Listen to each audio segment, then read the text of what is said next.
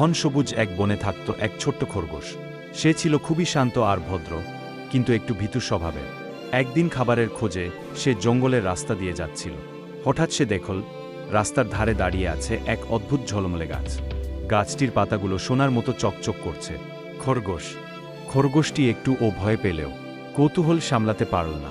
ঠিক তখনই গাছটি নরম কণ্ঠে বলল, ভয় পেও না ছোট্ট খরগোশ, আমি এক জাদুর গাছ। আমি তোমার সাহস দেখেছি। খরগোশ অবাক হয়ে বলল, সাহস? আমি তো খুব সাধারণ। গাছটি হেসে বলল, সাহস মানে ভয় না পাওয়া নয়, ভয় পেলেও এগিয়ে যাওয়া। তাই তোমাকে আমি এই জাদুঘড়ি পাতা দিচ্ছি, এটি কারও জীবন বাঁচাতে পারবে। খরগোশটি পাতাটি সাবধানে নিয়ে বাড়ি ফিরতে লাগল।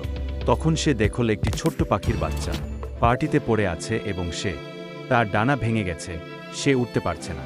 খরগোশের মনে পড়ল জাদু গাছের কথা। সে ধীরে ধীরে জাদুঘড়ি পাতাটি পাখির গায়ে ছুঁয়ে দিল। কিছুক্ষণের মধ্যেই পাখির ডানা সেরে গেল। পাখিটি আনন্দে ডানা ঝাপটাতে লাগল।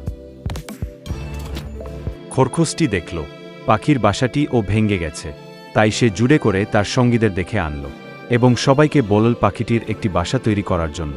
তারপর তারা রাস্তা দিয়ে খড়কুটো নিয়ে গেল একটি গাছের উপর, এবং সবাই খড়কুটো দিয়ে খুব সুন্দর একটা বাসা তৈরি করল। অবশেষে খুব সুন্দর একটি বাসা তৈরি করল। তারপর তারা সেই পাখিটিকে সে বাসাতে বসতে দিল এবং সবাই খুব আনন্দ করল। তো এই গল্পটিতে আমরা এটাই বুঝতে পেলাম যে বিপদে সবার পাশে থাকা দরকার। তো ভিডিওটি ভালো লাগলে লাইক কমেন্ট করে চ্যানেলটি সাবস্ক্রাইব করুন।